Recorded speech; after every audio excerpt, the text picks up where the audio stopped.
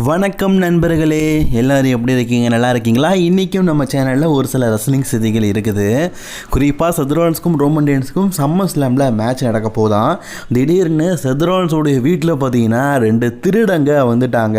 என்ன பண்ணானுங்க மற்றும் செத்ரோலன்ஸோடைய தற்போதைய நிலை என்ன? ப்ராக் லெஸ்னருக்கு இருக்கிற அதே குறை இப்போ ப்ரான் பிரேக்கருக்கு வந்திருக்குது. அது என்ன அப்படிங்கலாம் பற்றி பார்க்கலாம். மறக்காமல் ஃபஸ்ட் டைம் சேனல் வந்துக்கோங்க, சப்ஸ்கிரைப் பண்ணி பெல் ஐக்கானை கிளிக் பண்ணி வச்சுக்கோங்க. தினமும் ஒரு ரெஸ்லிங் செய்திகளை தமிழ் மொழியில் தெரிஞ்சுக்கோங்க. முதல் செய்தி எதை பற்றி பார்க்க போகிறோன்னா செத்ரோலன்ஸ் தான். செத்ரோலன்ஸ், பெக்கி லிஞ்ச், அவங்களுடைய குழந்தை, இவங்க 3 பேருமே பார்த்தீங்கன்னா அமெரிக்காவில் குடி வந்திருக்கிறாங்க. ஆக்சுவலி இவங்க 3 பேருமே பார்த்தீங்கன்னா கொஞ்சம் விஷயமாக வெளியே போயிருக்கிறாங்க, பர்சனல் விஷயமாக. திருப்பி வீட்டில் வந்து பார்க்கும்போது அவங்க வீட்டில் ராபரி நடந்திருக்குது அப்படிங்கிறத சொல்லியிருக்கிறாங்க. அதாவது கொள்ளையர்கள் வந்து வீட்டில் கொள்ளை அடிச்சுட்டு போயிருக்காங்க. பின்ன விளையாட அடிப்பாங்க அப்படின்னு நீங்கள் கேட்காதீங்க. ஆக்சுவலி இப்படிப்பட்ட பெரிய பெரிய செலிப்ரிட்டி வீட்டிலலாம் எப்படி இருக்கும் அப்படி உங்களுக்கு தெரியும்.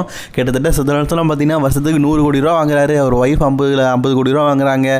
கிட்டத்தட்ட 150 கோடி ரூபா சம்பாதிக்கிற ஒரு குடும்பம். கண்டிப்பாக செக்யூரிட்டி கார்ட்ஸ் இருப்பாங்க, டாக் இருப்பாங்க, செக்யூரிட்டி பர்பஸ் இருக்கிற ஒரு ஏரியாவில் தான் அவங்க இருப்பாங்க.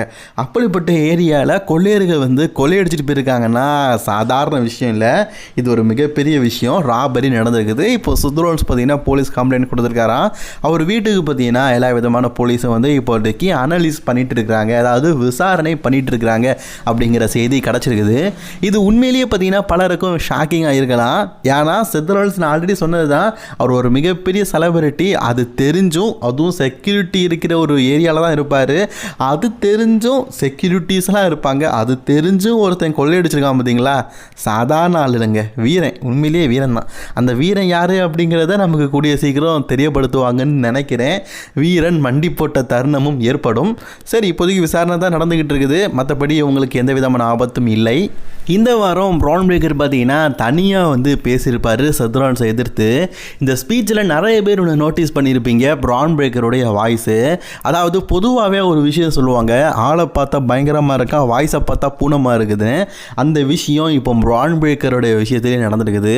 ஆக்சுவலி அவர் பேசும்போது கீச்சின்னு சத்தம் கேட்டிருக்கும். அதாவது ரொம்பவே குழந்தை பேசுகிற மாதிரி இருந்திருக்கும்.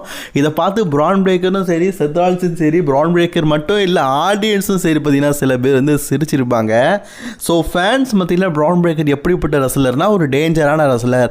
அவர் கூட சண்டை போட்டால் கண்டிப்பாக ஆப்போனண்ட்டுக்கு கண்டிப்பாக மரணம் ஏற்படும் அப்படிங்கிற மாதிரி தான் காட்டினாங்க. இந்த வாரம் சாமி ஜெயினுக்கு ஏற்பட்ட நிலைமை கூட நமக்கு தெரியும்ல. அப்படிப்பட்ட ப்ரான் பிரேக்கருக்கு ஒரு மிகப்பெரிய நெகட்டிவாக வந்து நிற்கிறது குரல் தான். ஏன்னா நம்ம ஆள் பேசுகிறது அந்த அளவுக்கு நல்லா இல்லை, ரொம்பவே எப்படி சொல்ல கீச்சின்னு இருக்குது. ஸோ இந்த சத்தம் அவருடைய மிகப்பெரிய மைனஸாக இருக்குதுன்னு நினைக்கிறேன். பட் ஆனால் டபிள்யூ இதை சமாளிக்கலாம். ஏன்னா அவர் கூடவே பால் ஹேமன் இருக்கிறாரு, காந்த குரல் நாயகன். நமக்கு தெரிஞ்ச விஷயந்தான், ரஸ்லிங் இண்டஸ்ட்ரியே பால் ஹேமன் மாதிரி ஒருத்தர் பேச முடியாது. அவ்வளோ கணீர்னு சத்தமாக எமோஷ்னலாக ஸ்பீச் எல்லாம் பார்த்தீங்கன்னா பங்கமாக இருக்கும். அப்படிப்பட்ட ஒருத்தர் இப்போ ப்ரான் பிரேக்கர் கூட இருக்கிறாரு. அதனால் அவர் பயப்படலாம் செய்ய வேண்டாம். பட் ஆனால் மைக் ஸ்கில்லாம் இந்த மாதிரி மீண்டும் பேச வேண்டாம்னு நினைக்கிறேன். அந்த ஒரு சின்ன வீடியோ கிளிப்ஸை காட்டுறேன், நீங்களே பாருங்கள். அவர் பேசுகிறாரு, பிரான்சன் ரீடு, செத்ரோலன்ஸ் எல்லாம் முழிக்கிறாங்க, என்னடா இப்படி பேசுகிறான்னு. ஏன்னா நம்ம ஆளுக்கு ஒழுங்காக பேச தெரியல. ஆக்சுவலி இந்த குறைகள் பல பேருக்கு இருந்துருக்குது. இப்போ கோல்டுபர்க்லாம் பார்க்கறதுக்கு ரொம்பவே பயங்கரமாக இருப்பார். கிட்டத்தட்ட கோல்டுபர்க் பார்க்கறதுக்கு ஒரு சிங்கம் மாதிரி தான் இருப்பார். கோல்டுபர்க்கு சண்டை போடுறதை விட அவரோட மை ஸ்கில், அவரோட குரல் வந்து பார்த்திங்கன்னா பயங்கரமாக இருக்கும். ஒரு எப்படி சொல்ல, அர்ஜுன் தாஸோடைய குரல் மாதிரி இருக்கும். ஸோ அவர் குரல் கேட்டாலே ஒரு பெரிய பயங்கரமான ஆளுப்பா அப்படிங்கிறது நமக்கு தெரியும். அண்ட் ரோமன் ரெயின்ஸாக இருக்கட்டும், ஈவன் நிறைய ரெஸ்லர்ஸோடைய அவருடைய உருவத்துக்கு ஏற்ற மாதிரி குரல் வளம் நல்லா இருக்கும். ஆனால் ப்ராக் லெஸ்னருக்கு அப்படி இல்லை. ஆள் பார்க்கறதுக்கு பார்த்திங்கன்னா புலி மாதிரி இருப்பார், ஆனால் குரல் பூனை மாதிரி இருக்கும். ப்ராக் லெஸ்னர் இதை சரி செய்யறதுக்கு பல வருடங்கள் ஆச்சு. உங்களுக்கு தெரியுமான்னு தெரியல, ப்ராக் லெஸ்னருக்கு மைக் ஸ்கில் கிடையாது. அந்த மைக் ஸ்கில்லை டெவலப் பண்ணி ப்ராக் லெஸ்னர் தனித்துவமாக பேசுறதுக்கு கிட்டத்தட்ட அவருக்கு 25 வருஷம் ஆயிருக்குது.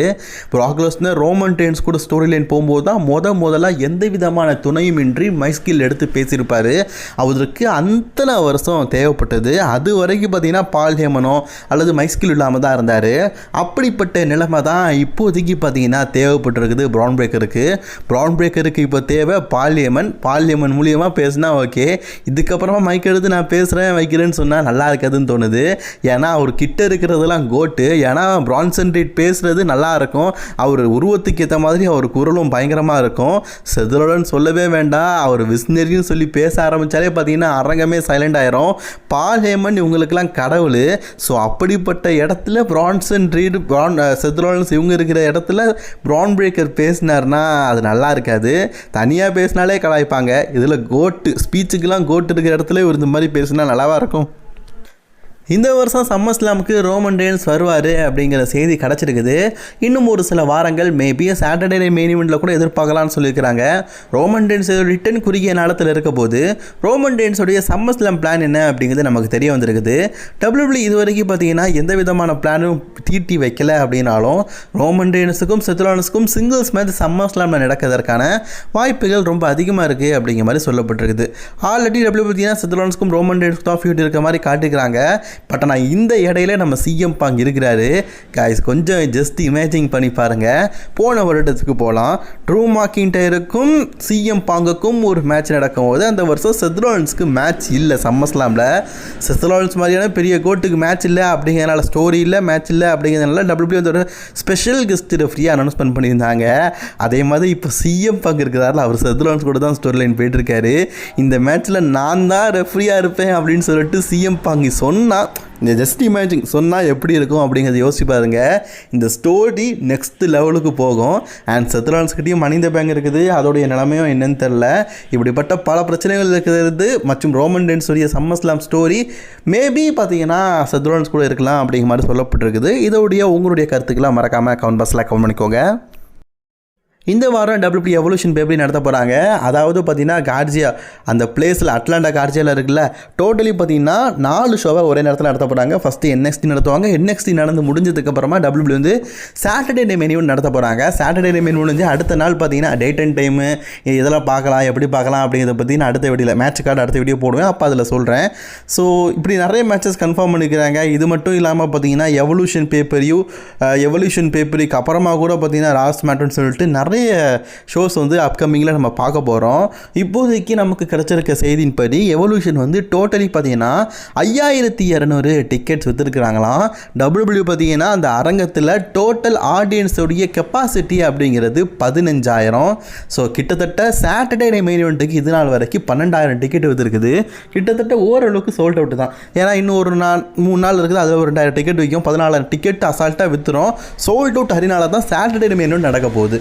பட் ஆனால் NXTக்கும் அதே நிலைமை தான். NXTலையும் ஒரு 7000 டிக்கெட் தான் விற்றுருக்குது. பட் ஆனால் NXTயை விட உமன்ஸுக்கான எவல்யூஷன் பேப்பருக்கு டிக்கெட்டே விற்கல.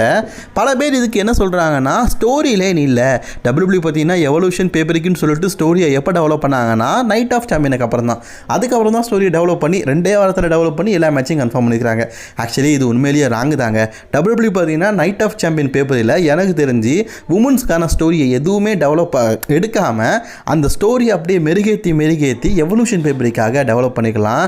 ஆனால் WWE பார்த்தீங்கன்னா மாதத்துக்கு 2 பேப்பரையும் நடத்துவோம். ஒன்று சாட்டர்டே மெயின் ஈவெண்ட், அடுத்து பேப்பரியூ, அதுக்கப்புறமா மெயின் பேப்பரியூ, அடுத்து சாட்டர்டே மெயின் ஈவெண்ட்னு சொல்லிட்டு அடுத்தடுத்த பேப்பரியூ அடுத்தடுத்த மாதம் நடத்துறது தான் எனக்கு ஸ்டோரியை டெவலப் பண்ணுறதுக்கான கேப்பில் நினைக்கிறேன்.